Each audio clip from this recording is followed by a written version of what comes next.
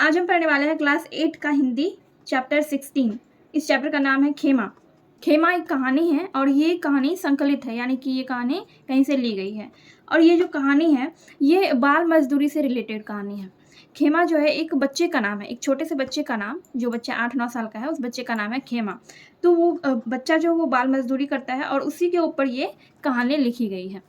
यहाँ पर है बाल मजदूरी की निरी संस्था को उभारने वाली कहानी खेमा हमें बाल श्रमिकों के प्रति संवेदनशील बनाती है। बाल अधिकारों की अवधारणा समकालीन विमर्श का महत्वपूर्ण गद्य है। कहानी इसके प्रति भी हमें जागरूक बनाती है। सिंपल से भाषा में मैंने आपको पहले ही बता दिया कि ये कहानी जो है ये बाल मजदूरी से रिलेटेड है। इसमें आपको बाल मजदूरी से इसमें आपको ये पढ़ने को मिलेगा कि बाल मजदूरी वाले बच्चों को, मतलब जो बच्चे बाल मजदूरी करते हैं, उन्हें किस तरह की कठिनाई, किस तरह की परेशानियां झेलनी पड़ती है। ये सारा चीज़ हम इस वीडियो में देखने वाले हैं। और इस कहानी में हम ये भी देखेंगे कि किस तरह से बच्चों को, बाल मजदूरी करते हुए बच्चों को किस तरह से सताया जाता है, किस तरह से उन पर अत्याचार किए जाते हैं। ठीक है, देखिए, गली के नुक्कड़ पर बिना नाम की एक चालू और अस्थायी होटल, टूटी सी टेबल पर चाय बनाने के लिए भट्टी के साथ लगा लाल पंखा, पास ही दीवार से सटे एक टेबल पर 8-10 लीटर दूध से भरा एल्युमिनियम का भगोना और चाय शक्कर के डब्बे, एक छीका जिसमें 8-10 ग्लास रखे हैं। ठीक है, देखिए, गले के नुक्कड़ पर बिना नाम का, मतलब उस होटल का कोई नाम वाम नहीं था, चालू और अस्थायी होटल था। ठीक, इस तरह का फिगर आप यहाँ पर देख सकते हैं।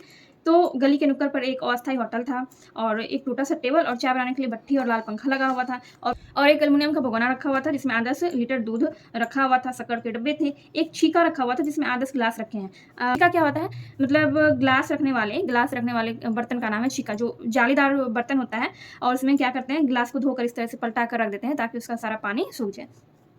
तो छीका जो है ये ग्लास रखने के लिए बर्तन है। इस मुक्ताकाशी होटल का मालिक कसारा अपने काम को हल्का करने के लिए पास के किसी गांव से एक बालक को ले आया। कुछ तुतलाते बोलते इस बालक का नाम था खेमा। यह लगभग 8-9 वर्ष का दिखाई पड़ता था। उसका रंग गेहुआ था, कद लगभग 3.5 फुट, खाकी निकर के साथ पैबंद लगी कमीज पहने था। दूध के दांत अभी पूरे गिरे नहीं और चरने लगा खेमा रोजगार की पहली पायदान पर।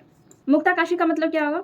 मुक्ताकाशी मतलब जिसका ना कोई नाम है, और ये अस्थायी होटल था इसीलिए इसको मुक्ताकाशी कहा गया। इस होटल को क्या कहा गया? मुक्ताकाशी, यानी कि इसका कोई ना तो नाम था, वो होटल अस्थायी था, इसीलिए उस होटल को मुक्ताकाशी कहा गया। तो इस होटल का मालिक कौन था? कसारा। होटल के मालिक का नाम क्या था? कसारा नाम था।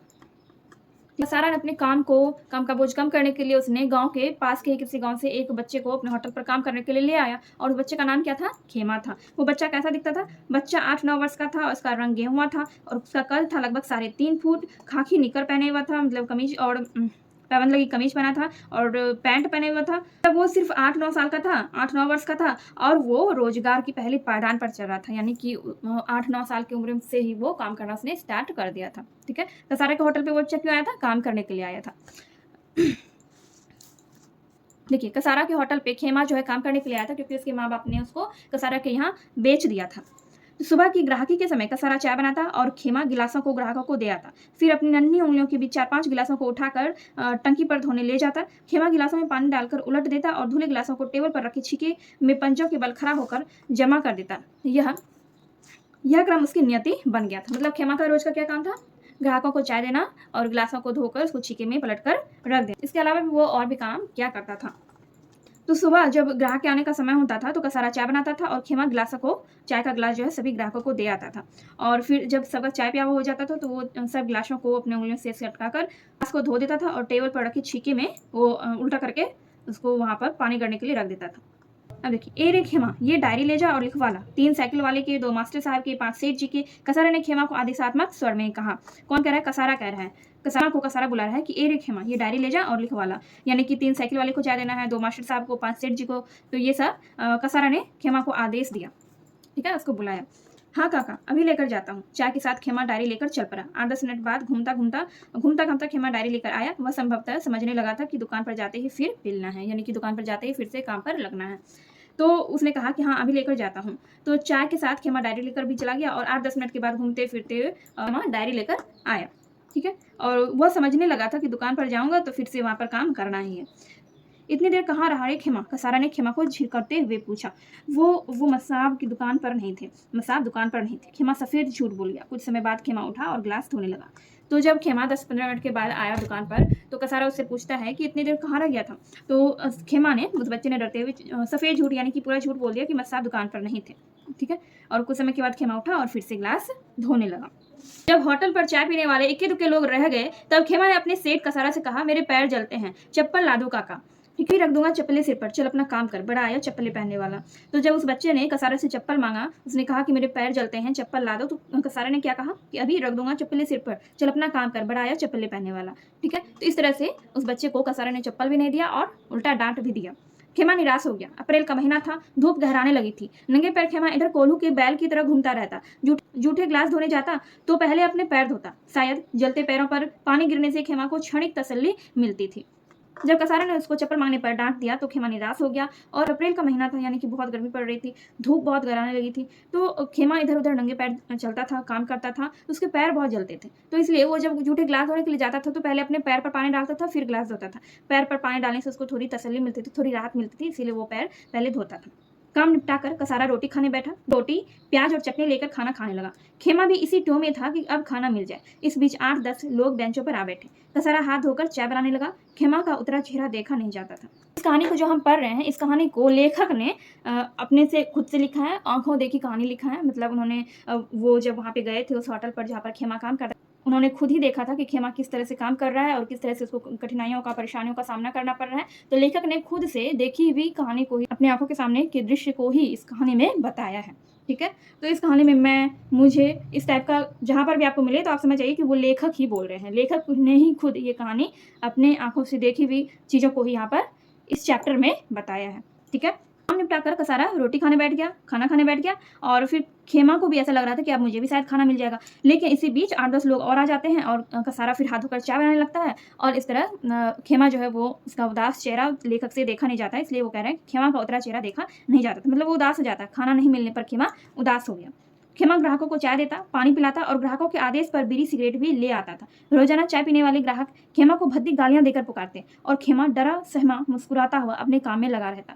हाँ, कनखियों से अपने नियमित ग्राहकों पर 1-2 बार नजर जरूर डाल देता था, क्योंकि उनसे जान पहचान हो गई थी। कुछ ग्राहक ऐसे भी थे जो कि खेमा को भद्दी गालियां देकर पुकारते थे। खेमा ग्राहकों को चाय देता था, पानी पिलाता था और उनका आदेश होता था तो बीड़ी सिगरेट भी ला के देता था। लेकिन फिर भी खेमा डरा हुआ सहमा हुआ वो मुस्कुराते हुए अपने काम में लगा रहता था। ए रे खेमा कहकर रोटी की तरफ इशारा करके कसारा पास के बरामदे में दोपहर की झपकी लेने लगा। और खेमा ने भी अपना पेट भरा, उसको भी थकान के मारे नींद आने लगी। देखिए, कसारा तो पहले ही खाना खा चुका था और कसारा ने फिर खेमा को रोटी की तरफ इशारा किया कि अब तुम भी खा लो। ग्राहक जब चले गए तब कसारा ने खेमा को कहा कि तुम भी खा लो, इशारा करके। तो उसके बाद खेमा ने भी अपना पेट भरा, उसने भी खाना खाया। और उस थकान के मारे जब खाना खा लिया तो थकान के मारे खेमा ने खाना खा लिया तो थकान के मारे उसको नींद आने लगी। कसारा के सोते भला खेमा कैसे आराम कर सकता था। गर्म हवा सहता, थकान का मारा खेमा बैठे बैठे झपकियां ले लेता। कभी सिर पास की दीवार से टकरा जाता तो वह मुंह की लाल हथेली से साफ करके उठ बैठता और कसारा की तरफ देखता। उस बच्चे को कसारा का इतना डर था कि कसारा सो गया था, आराम कर रहा था, लेकिन फिर भी उसको चैन नहीं था। थकान के मारे नींद आ रही थी तो उसका सिर कभी दीवार से टकरा जाता था और फिर अपने मुंह का लार साफ करके वो कसारा की तरफ देखने लगता कि कहीं वो उठ तो नहीं गया। ठीक है, तरह से खेमा हमेशा डरा सहमा हुआ कसारा के होटल पर काम करता रहता था। और बच्चा इतना डरा सहमा हुआ रहता था कि कसारा के डर से वो हमेशा काम करता रहता था और उसे नींद भी लगी रहती थी। थकान के मारे उसको नींद भी आती थी तो वो सही से सो नहीं पाता था। क्यों? क्योंकि उसको कसारा से डर लगता था, क्योंकि वो उठता फिर से उस पर चिल्लाने लगता। देखिए, होटल के पास क्लिनिक होने से सुबह शाम ज़्यादा चाय बिकती थी। हर तरह की बीमार क्लिनिक में उपचार कराने आते और दवाई लेते, चाय पीते। न जाने कितनों की बीमारी के जीवाणु खेमा के शरीर को बीधेंगे। खेमा इन सब से बेखबर अपने काम में लगा रहता। खेमा को आए लगभग 2 महीने हो चुके थे। खेमा की सारी दुनिया कसारा के होटल में सिमट आई थी। क्लिनिक जो है वो होटल के पास ही था, जिससे कि सुबह शाम ज़्यादा चाय की बिक्री होती थी और बहुत सारे बीमार क्लिनिक में उपचार कराने आते तो दवाई चाय वगैरह पीते। ए रे खेमा, कसारा ने पंखा घुमाते हुए जोर से आवाज सुनाई, आ रहा हूँ। पास के जनरल स्टोर पर बैठा खेमा दौड़कर आया। कसारा ने खेमा को आवाज लगाया तो खेमा ने कहा कि आ रहा हूँ। पास के जनरल स्टोर पर बैठा खेमा दौड़कर आ गया। कहाँ मर गया था? ये बर्तन क्या तेरा बाप धोएगा? कसारा ने आंखें निकाली। कसारा की ताने सुनता खेमा बर्तन साफ करने बैठ जाता। कसारा उस पर खेमा पर हमेशा चिल्लाता रहता, उसको हमेशा झिटकारता रहता। वो एक छोटा सा बच्चा था, लेकिन कसारा को उस पर जरा भी दया नहीं आता था। वो हमेशा खेमा को काम बताते रहता था, उस पर आदेश हुकुम चलाते रहता था और ऊपर से चिल्लाता भी था। कसारा हमेशा खेमा को परेशान करता था, डांटता था, मारता पीटता था, उसको भदी भदी गालियाँ देता था, ताने देता था। लेकिन फिर भी वो बेचारा बच्चा हमेशा काम करते रहता था। सबकी गालियाँ सुनकर भी, डांट फटकार सुनकर भी वो काम करता रहता था, क्योंकि उसके माँ बाप ने उसको कसारा के यहाँ पर बेच दिया था।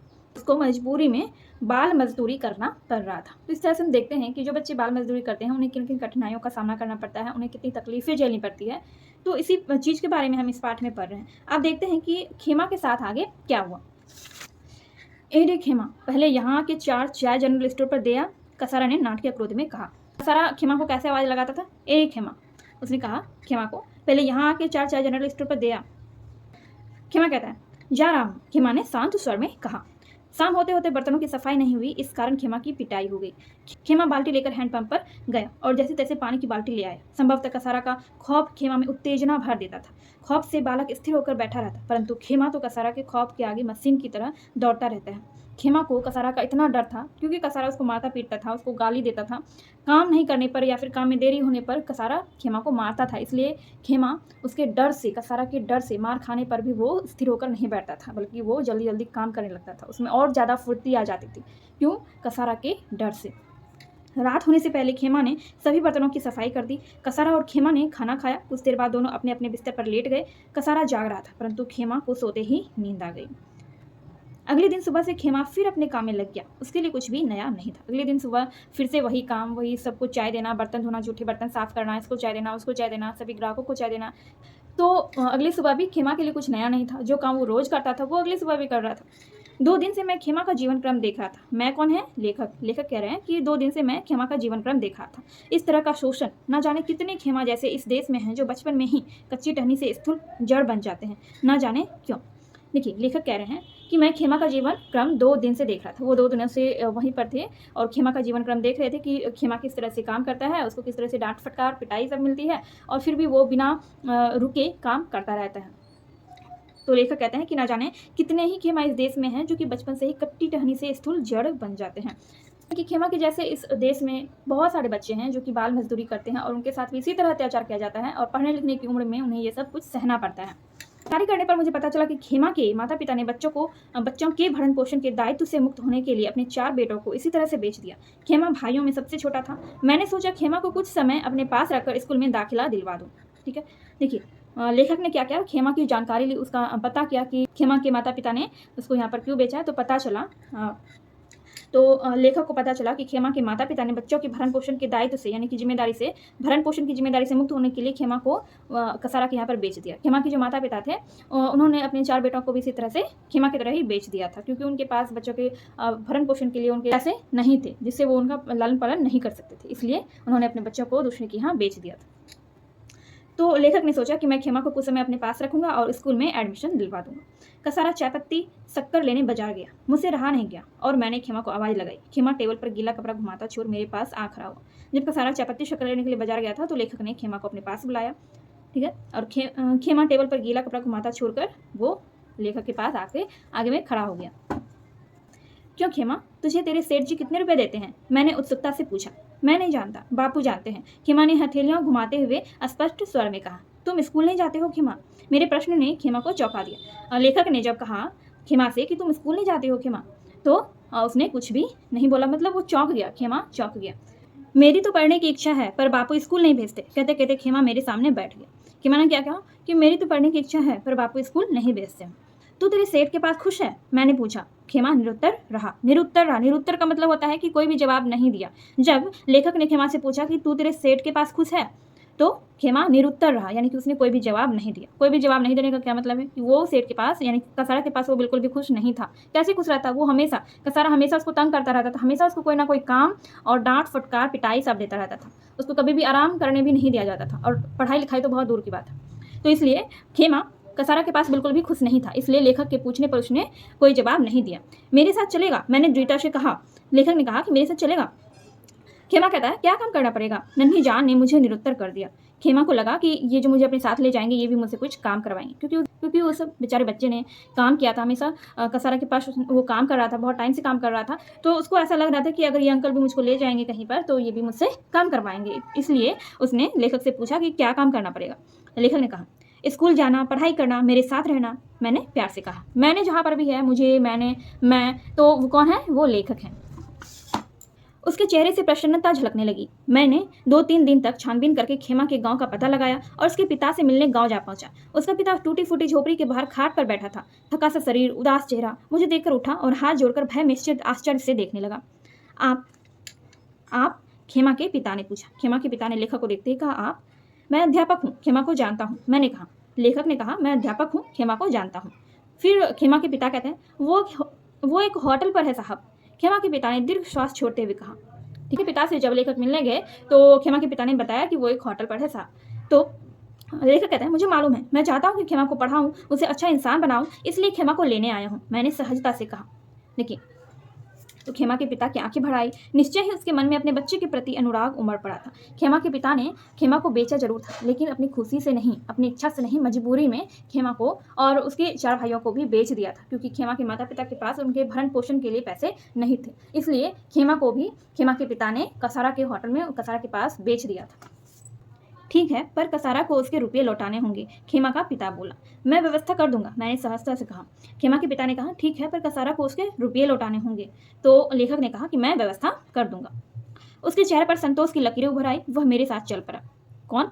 खेमा के जब लेखक खेमा को लेने के लिए गए तो उसके चेहरे पर एक संतोष की लकीर दिखाई दे रही थी। उसको बहुत संतुष्टि थी इस बात की कि अब मुझे यहाँ पर इस तरह से काम नहीं करना पड़ेगा, कसारा की डांट, उसकी फटकार, उसकी मारपीट नहीं सहना पड़ेगा। तो इसलिए खेमा के मन में बहुत बड़ी संतुष्टि थी और इसलिए उसके चेहरे पर प्रसन्नता दिखाई दे रही थी। खेमा ग्राहकों को चाय के गिलास दे रहा था। खेमा के पिता ने कसारा से बात की और लगभग आधा घंटे बाद खेमा मेरे पास था। देखिए, खेमा के पिता ने कसारा से बात की कि अब खेमा यहाँ पर नहीं रहेगा। उसके सारे पैसे भी खेमा के पिता ने चुका दिए, जिसका इंतजाम लेखक ने कर दिया था। पैसे भी कसारा को दे दिए और खेमा को कसारा से वापस ले लिया और फिर खेमा लेखक के साथ चला गया। खेमा मेरे साथ चलने लगा। उसकी चाल बदल गई, जैसे पिंजरे से पंछी मुक्त हुआ हो। घर आकर मैंने स्नान किया, फिर खेमा को स्नान करने के लिए कहा। दोनों ने खाना खाया। खाना खाते समय मैं सोच रहा था कि यदि खेमा पढ़ लिखकर कुछ बन जाएगा तो मुझे हार्दिक प्रसन्नता होगी, परंतु खेमा जैसे अनेक बालक हैं, उनका क्या होगा। खैर, रात को मैं सोने लगा तो खेमा मेरे पास आया और मेरे पैर दबाने लगा। मैं उठ बैठा और पूछा कि मेरे पैर क्यों दबा रहा है। पता चला कि खेमा रोज रात को 2 घंटे कसारा के पाँव दबाता था। मेरी आंखें भर आई। देखिए, खेमा जैसे ही लेखक के साथ चलने लगा, उसकी चाल बिल्कुल ही बदल गई थी। ऐसा लग रहा था कि जैसे वो बहुत टाइम के बाद पिंजरे से मुक्त हुआ हो। घर आकर लेखक ने भी स्नान किया और खेमा को भी स्नान करने के लिए कहा और फिर दोनों ने साथ में खाना खाया। रात में जब लेखक सोने लगे तो खेमा उनके पास जाकर उनके पैर दबाने लगा। पूछने पर पता चला, खेमा ने बताया कि वो रोज रात में 2 घंटे तक कसारा के पैर दबाता था। इसलिए लेखक की आंखें भर आई, यानी उनको बहुत उनमें दुख हो रहा था। खेमा के लिए बुरा लग रहा था। मैंने प्यार से खेमा के सिर पर हाथ फेरा। मैंने उसे बिस्तर पर सो जाने के लिए कहा। कच्ची नींद में सोया खेमा करीब 2 घंटे बाद बरबराने लगा। आया सेठ जी। संभवतः कसारा की आवाज अर्ध निद्रावस्था में खेमा को सुनाई दी। ए रे खेमा। उस बच्चे के दिल और दिमाग पर कसारा के डांट, उसकी फटकार, उसके ताने, उसका डर का इतना ज़्यादा असर था कि वो नींद में भी बरबराता रहता था कि आया सेठ जी, जैसे कैसे वो कसारा के पुकारने पर आवाज़ देता था। ठीक है, तो ये थी खेमा की कहानी। और खेमा जैसे बहुत सारे बाल मजदूर बच्चे अभी इस देश में हैं। अभी तो वैसे बहुत बाल मजदूरी पर रोक लगाई गई है और बहुत सारे कानून भी बनाए गए हैं, लेकिन फिर भी अभी भी बहुत सारी जगहों पे ऐसे बच्चे हैं जो कि बाल मजदूरी करते हैं, जो कि गैर कानूनी है। तो यहाँ पर ये कहानी खत्म होता है एंड इस चैप्टर का जो क्वेश्चन है वो हम लोग नेक्स्ट वीडियो में देखेंगे। एंड अगर आप यहाँ तक आए हैं, आपको वीडियो अच्छी लगी तो प्लीज़ वीडियो को लाइक कीजिए और चैनल पर पहली बार आए हैं, चैनल को सब्सक्राइब करके बेल आइकन को प्रेस कर लीजिए। चलिए हम मिलते हैं नेक्स्ट वीडियो में। एंड हाँ, यहाँ पर कुछ शब्दार्थ दिए गए हैं, उसको भी आप लोग पढ़ लीजिएगा। चलिए नेक्स्ट वीडियो में हम मिलते हैं क्वेश्चन आंसर के साथ।